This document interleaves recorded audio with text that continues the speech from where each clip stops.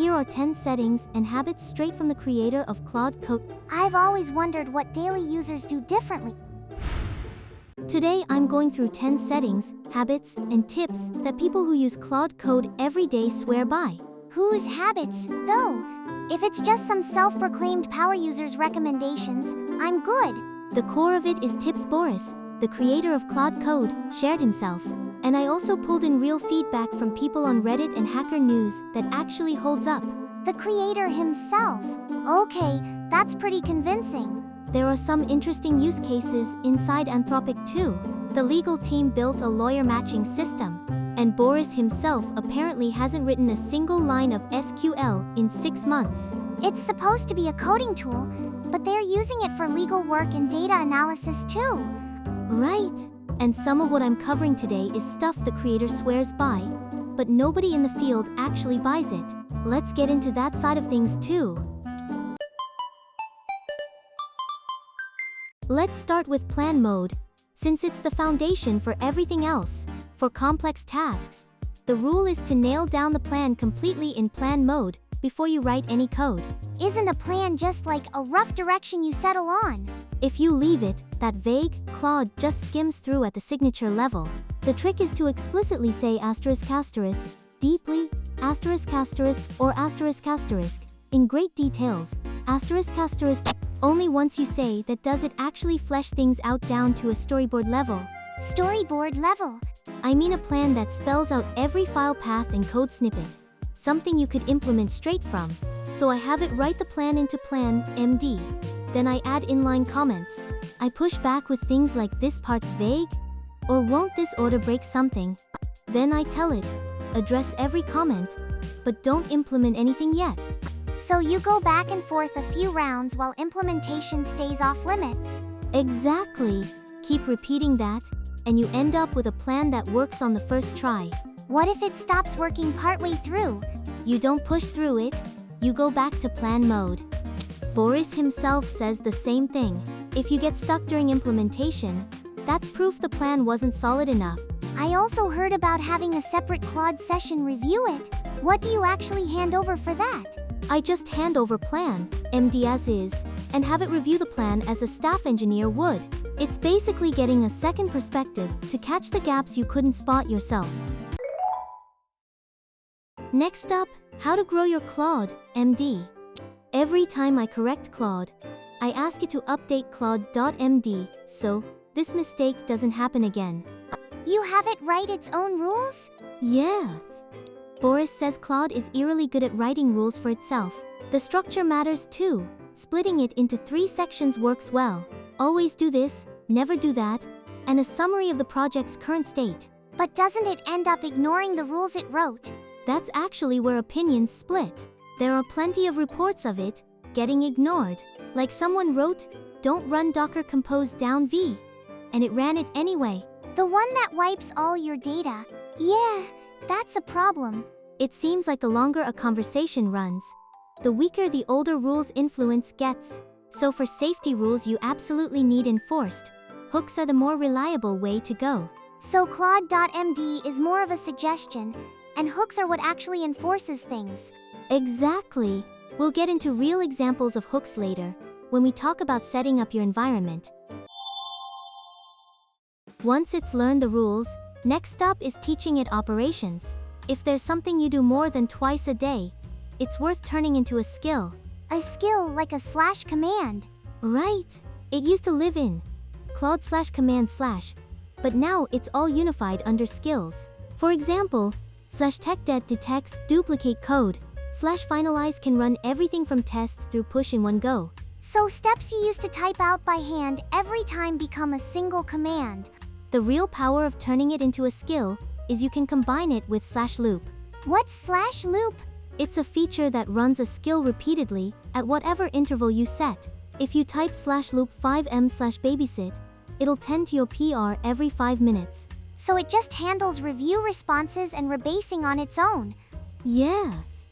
Boris's follow-up post recommended exactly that, turn it into a skill, then run it with loop. What happens if a test fails partway through? If you define the error behavior inside the skill itself, you gain control over it. You can decide whether it stops or sends a notification. Does a skill file just work as is on someone else's machine? It does. Put the whole folder under Git, and everyone on the team can use the same commands. Next up, let's talk about how you frame your prompts. When you give Claude instructions, are you just making it obey? What else is there besides obeying? There's this idea of making it push back instead. You tell it, grill me on this change, and don't open a PR until it passes. So Claude ends up asking you questions back. Exactly.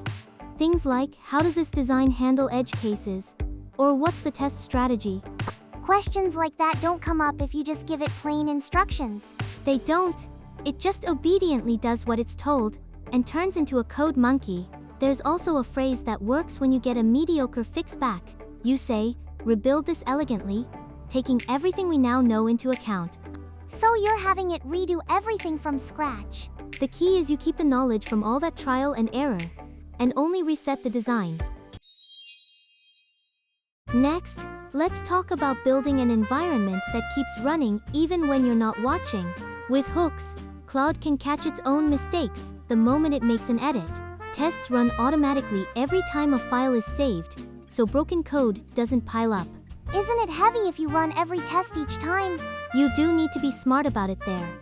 The basic move is to only run tests related to the file that changed. Leave the heavy tests to CI, and only run the light ones in the hook. Without a hook, how long would something like that go unnoticed? In one Reddit example, someone piled up broken code for 20 minutes before noticing. Once they added the hook, they could catch it and fix it on the spot. Another thing that really helps is letting Claude actually see the browser. You can set up browser automation through MCP, or install the official Chrome extension. Either way, Claude can actually open the page and verify the UI it built. Front-end work is one of those things you really can't judge without seeing it. Boris himself said, if you don't give it a way to see, it's just coding blindfolded. Combine those two, and you can hand off a task and walk away for an hour. Then you come back to something that actually works. What do you do when a bug shows up? Paste the Slack bug thread, and just say fix, that's it. You don't give it instructions on how to fix it. It has its own self-verification setup, so it can fix things without detailed instructions. Once you've got things running unattended, the next thing you want to think about is parallelizing. The thing Boris himself pushes hardest is running parallel sessions with Git worktree. You create 3 to 5 worktrees, and run a separate Claude session in each.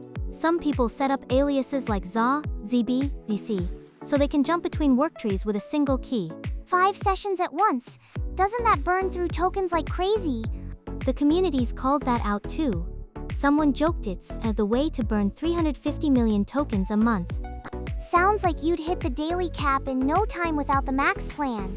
There are more serious reports too. People saying CPU sits at 300 to 500%, even when idle. That's rough when nothing's even running. Also, if you parallelize changes that touch the same files, you end up in conflict hell. You only get the benefit of parallelizing if the tasks are completely independent. What if setting up worktrees itself feels like too much of a hurdle? For an easier way to parallelize, you can just say use subagents. Claude spins up its own child agents and throws more compute at the problem. That's something you can try without touching your setup at all. Worktree parallelism is powerful, but it runs into billing and CPU limits. Starting with subagents is the safer bet.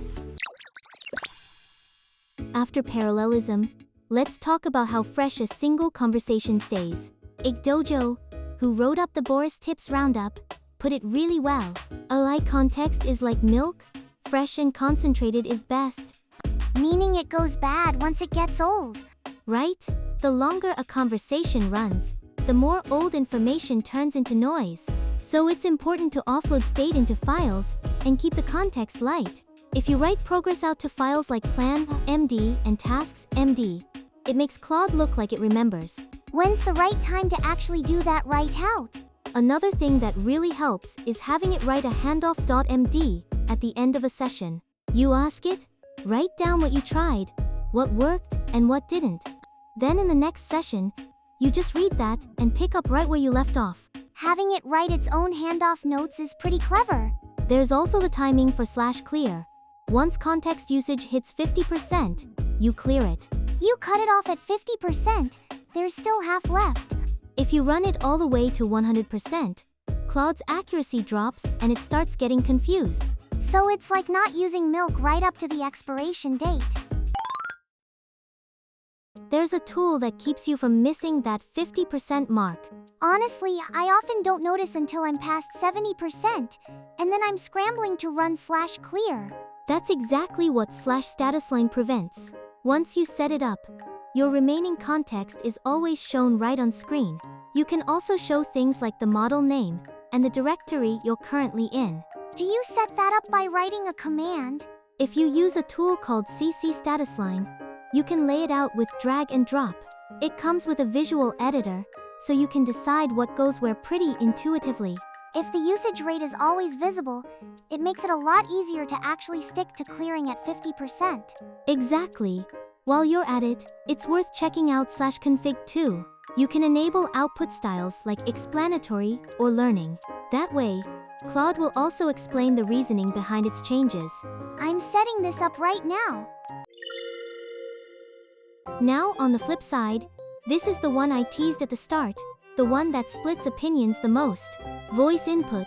On Mac OS, you just press the FN key twice to start it. In the CLI, you type /voice and hold down the spacebar. Wait, pressing FN twice actually launches it that easily. Apparently, Boris himself does most of his coding by talking. He says it's 3 times faster than typing. 3 times feels like a stretch. I can't imagine organizing a complex prompt out loud. That's actually how most people in the field react to it. Most of the feedback is things like typing is faster, or recognition accuracy caps out around 95%. It's funny that the creator's all in on it, but nobody else seems convinced.